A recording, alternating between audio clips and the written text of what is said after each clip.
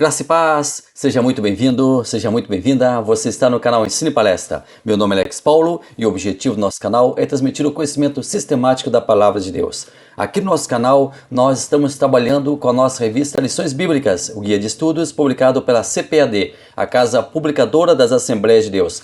Aqui no nosso canal, nós trabalhamos com a revista Lições Bíblicas Classe Adulto e neste terceiro trimestre de 2024, nós estamos estudando 2 livros bíblicos. Nós estamos estudando 2 livros do Antigo Testamento. Nós estamos estudando 2 livros que levam o nome de mulheres. Mulheres muito importantes no povo de Israel. Estamos estudando sobre Ruth e vamos até a lição 5 com preciosas lições desta vida abençoada por Deus, desta mulher abnegada, desta mulher que deixa um exemplo fantástico de amor, um exemplo fantástico de conversão, um exemplo fantástico de união. Nós estamos trabalhando até a lição 5 com Ruth. A partir da lição 6, nós vamos começar a estudar sobre Esther, a rainha Esther e tudo que Deus fez pelo seu povo através da sua vida. Então, fique conosco, continue conosco, vamos juntos abordando cada lição. E aqui no canal Ensino e Palestra, toda semana, nós estamos trabalhando com o comentário das nossas lições bíblicas e eu quero convidar você que já faz parte do canal para continuar conosco.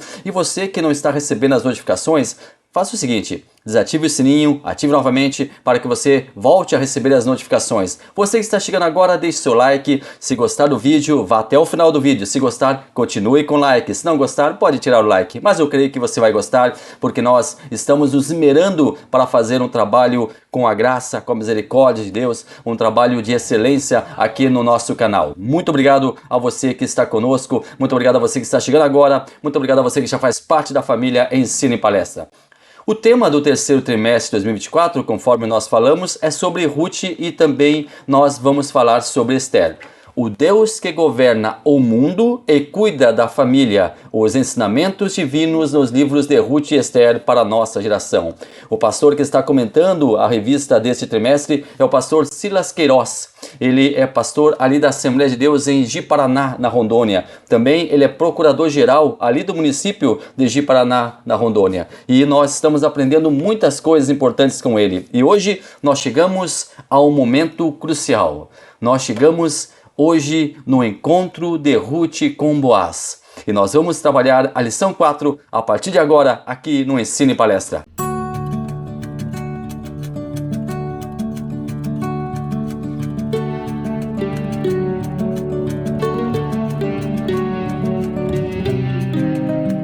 Lição 4, o encontro de Ruth com Boaz. O nosso textuário, o Senhor galardoe o teu feito, e seja cumprido o teu galardão do Senhor Deus de Israel, sob cujas asas te viestes abrigar.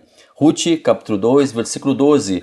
A nossa verdade prática, o verdadeiro e puro modelo de bondade é servir uns aos outros de coração, confiando na fidelidade e justiça de Deus. A nossa leitura bíblica em classe está no livro de Ruth, capítulo 2, versículos 1 ao 4. Depois, versículos 11, 12 e também o 14. E tinha Noemi um parente de seu marido, homem valente e poderoso, da geração de Elimeleque, e era o seu nome Boaz. E Ruth, a moabita, disse a Noemi, deixa-me ir ao campo, e apanharei espigas atrás daquele em cujos olhos eu achar graça. E ela lhe disse, vai, minha filha. Foi, pois, e chegou e apanhava espigas no campo após os segadores. E caiu-lhe em sorte uma parte do campo de Boaz, que era da geração de Elimeleque. E eis que Boaz veio de Belém e disse aos segadores, o Senhor seja convosco. E disseram-lhe eles, o Senhor te abençoe. E respondeu Boaz e disse-lhe, bem se me contou quanto fizestes a tua sogra depois da morte de teu marido, e deixaste a teu pai e a tua mãe, e a terra onde nasceste, e vieste para um povo que dantes não conheceste. O Senhor galardoe o teu feito, e seja cumprido o teu galardão do Senhor, Deus de Israel, sob cujas asas te viestes abrigar. E sendo já hora de comer, disse-lhe Boaz, achega-te aqui, e come do pão, e molha o teu bocado no vinagre. E ela se assentou ao lado dos segadores, e ele lhes deu de trigo tostado, e comeu, e se fartou, e ainda lhe sobejou. Hoje nós vamos trabalhar com o encontro de Ruth e do seu futuro marido, Boaz. Vamos primeiro conhecer os nossos 3 tópicos para a lição de hoje. O primeiro, Boaz, o remidor. Aqui nós temos 3 subtópicos: um homem próspero, Goel e Levir, temor e respeito. O nosso segundo tópico, o carinho de Boaz para com Ruth. A pureza não exclui a ternura. Deus estava agindo, sensível e espiritual. E o terceiro, a colheita de Ruth e a sua sobrevivência. Primeiro, a lei da semeadura. Segundo, os acasos de Deus. Terceiro, o resultado da colheita. A história começa a mudar. Deus estava com Noemi lá em Moabe, lá em uma terra estrangeira. E agora ela já está na sua terra, já está em Belém. Noemi, por sua vez, traz consigo uma estrangeira. Uma mulher que fazia parte de um povo que não tinha um bom relacionamento com o povo de Deus. Os moabitas não se davam bem com o povo de Israel. Os moabitas eram, na maior parte do tempo, inimigos do povo de Israel. Pois bem, Ruth agora era estrangeira na terra de Noemi. Antes ela recebia na sua terra a estrangeira Noemi. E agora ela é estrangeira na terra de Noemi. O Senhor amava Noemi e também amava Ruth. Deus sempre ordenou ao seu povo que tratasse bem os estrangeiros, porque ele, o povo de Deus, já havia sido estrangeiro no Egito. E o povo de Deus sabia o que era ser estrangeiro em uma terra. Fora muito maltratado ali no Egito, fora humilhado ali no Egito, fora escravizado ali no Egito. E o Senhor queria que o seu povo tratasse bem os estrangeiros. A lei do Senhor sempre preconizava também os estrangeiros. Por isso também Noemi, ao levar Ruth para a sua terra, sabia que os moradores da sua terra iriam receber bem Ruth. Por quê? Porque era uma grande, absoluta lei amorosa e benigna do Deus de Israel, tratar bem os estrangeiros. Então ela sabia que Ruth seria bem tratada pelo seu povo e realmente foi. Foi realmente bem tratada pelo seu povo. A Ruth, ali naquela terra estrangeira, ela estava agora em Israel e ela era estrangeira, era moabita e era viúva. Não tinha um marido que a protegesse, não tinha um pai que a defendesse. Mas, de novo, a lei de Deus não permitia que os estrangeiros fossem maltratados. Interessante que a chegada de ambas ali em Belém coincide justamente com a cega, com a colheita da cevada e do trigo. Ruth soube notícias lá em Moabe que agora Belém, cujo significado era casa do pão, agora tinha pão. Ela, o seu marido Elimeleque e seus 2 filhos foram embora de Belém, da casa do pão, porque faltou pão, porque não tinha alimento, foi embora. E agora ela soube que o alimento estava novamente ali em abundância e volta para a sua terra. E chega bem no tempo exatamente da colheita da cevada e também da colheita do trigo. E essa colheita acontecia geralmente não, acontecia sempre entre abril e maio, nas regiões montanhosas ali da Judéia. Bom, Ruth, ela chegou ali, foi festejada pelas mulheres, foi festejada pelo povo de Israel, que diziam: ora, chegou Ruth, voltou Ruth. E eles ficaram comovidos com a volta de Ruth. Ficaram sensibilizados com a volta de Ruth. Viram Ruth saindo dali com seu marido, viram Ruth saindo dali com seus 2 filhos, em busca de alimento, em busca de comida, e agora voltam a ver Ruth. Só que agora Ruth volta sem o seu marido, sem os seus 2 filhos, e volta com a sua nora, que também era viúva. 2 viúvas voltando para a casa do pão. E elas foram muito bem recebidas ali, mas elas estavam sozinhas. Elas precisavam sobreviver, elas precisavam suprir suas necessidades. Foram bem aceitas, foram bem recebidas, foram bem recepcionadas, mas quem é que ia cuidar delas? Elas mesmas.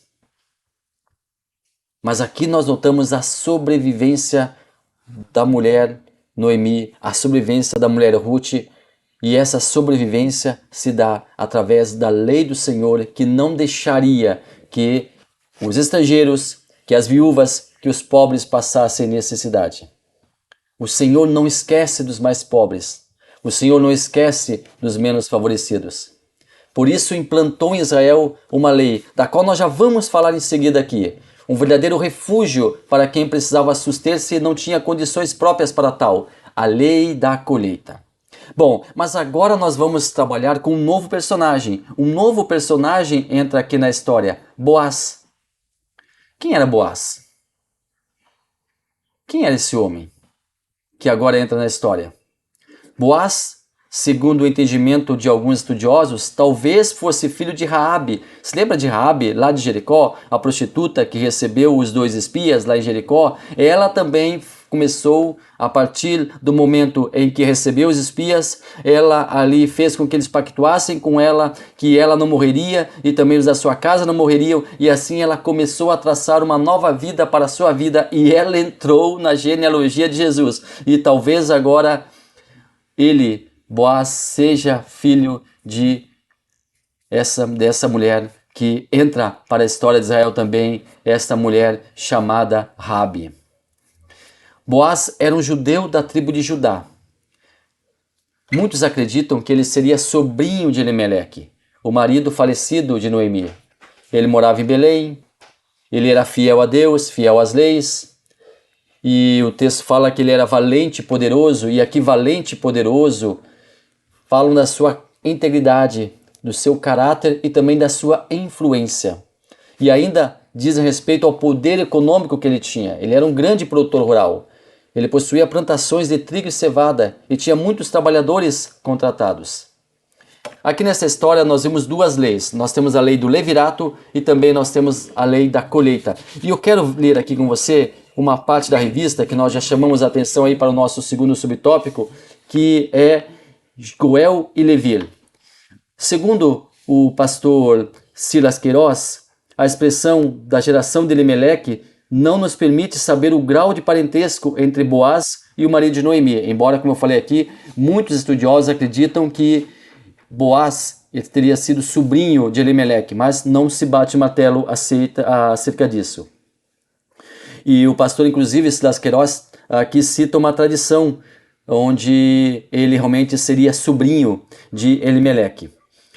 Como um parente mais próximo, poderia ser o Goel, ou seja, o resgatador da terra que o falecido havia vendido. Ou seja, quando Elimeleque vai embora, ele provavelmente vendeu a sua terra, vendeu as suas propriedades e foi embora com a sua família para uma terra estranha. Então, agora, Boaz, ele poderia resgatar daquele que comprou a terra, resgatar a terra do falecido, comprar, reaver a terra do falecido, não tomar de volta, mas resgatar, comprar. Então, este é o Goel. Uma outra palavra então aqui, levir, que diz respeito à lei do levirato. Mas o que é a lei do levirato? Quando um homem morria sem ter descendentes, seu irmão, caso tivesse condições, isso era imperioso acontecer, tinha que ter condições, ele casaria-se com a sua cunhada viúva, teria um filho com a sua cunhada viúva, o filho que ele teria com a sua cunhada seria considerado como sendo filho do seu irmão que havia falecido, descendência do seu irmão falecido. Essa é a lei do levirato. Caso ele negasse casar-se com a sua cunhada, ela poderia levar, nós já vimos isso em aulas anteriores, levar ele até os anciões que deveriam convencer ele de que ele deveria casar-se com ela. Caso ele não quisesse, realmente ele fosse taxativo e não quisesse, ela descalçaria os seus pés e cuspiria no seu rosto. Então a casa dele seria chamada Casa do Descalçado. Ou seja, era uma lei muito rígida que deveria ser cumprida. Deveria ser cumprida. Então aqui nós temos uma palavra chamada resgatador. Essa é a denominação para aquele que casasse, para o parente que casasse com a viúva e para ali suscitar descendência para o falecido. Então, resgatador, resgatar, retomar mediante saldo de pendências, porque o resgate também seria, além de suscitar descendência, ele poderia comprar de volta a propriedade de algum parente chegado, porque geralmente a pessoa vendia para um parente. Então o resgatador, ele compraria, por exemplo, no caso de Elimeleque, compraria a casa de Elimeleque, compraria a propriedade de Elimeleque, resgataria essa propriedade porque para ajudar a viúva que estava ali. Então ele poderia resgatar então essa propriedade. Um outro papel também do resgatador seria resgatar um parente que pudesse ter sido vendido por escravo. O que acontecia? Muitas pessoas, elas tinham dívidas muito altas e não havia condições de pagar aquela dívida, uma dívida impagável. Então o que a pessoa fazia em algumas situações? Ela mesmo se propunha ser escrava do seu credor até que pagasse toda a dívida a ele. E aí, pagando a dívida a ele, teria um parente que resgataria ele, tiraria ele, então, da condição de escravatura. Também uma outra característica, uma outra prerrogativa do resgatador seria vingar o sangue de algum parente morto por algum inimigo. Então, esses eram, não é, os papéis do resgatador, que também seria o curador, o administrador da propriedade em benefício do descendente, né, que nasceria daquela união. Por exemplo, o resgatador, se casasse com a viúva, ele teria um filho com ela, o filho seria do falecido, seria descendência do falecido, e ele, o resgatador, também seria responsável para que o filho que nasceu, ele até ter maioridade, ele administraria os bens, para que depois o filho tivesse maioridade, ele assumiria então os seus bens. Então todo esse combo, todo esse pacote fazia parte da função do resgatador. No caso de Noemi, a história era um pouquinho diferente. Ela já era muito velha para se casar e ter filhos. Sua idade não permitia. Ou seja, nem mesmo essa lei protetiva para as mulheres, que é a lei do levirato, serviria de amparo para Noemi, uma vez que ela já havia passado da idade fértil. Logo, Noemi não poderia participar do processo de resgate. Já estava velha demais para ter um filho. E a lógica do parente resgatador era que a viúva desse à luz a um filho com o parente resgatador. De novo, o fruto da relação seria então considerado filho da viúva com seu marido falecido. Noemi não teria condições de ter um filho, logo ela não era elegível para essa lei. Então Noemi resolve investir em Ruth, uma mulher viúva, jovem e bela, e com possibilidades plenas e absolutas de ter filhos. Logo, Ruth poderia ser beneficiária da lei do parente resgatador, porque o seu marido morreu sem deixar descendência. Noemi resolve então entrar em ação. Faz com que Ruth vá até os campos de Boaz para participar da colheita, sendo também beneficiária também da lei da colheita. Ou seja, então agora Ruth ela era beneficiária da lei do levirato e ela se credenciaria também para ser beneficiária da lei da colheita. O que era a lei da colheita?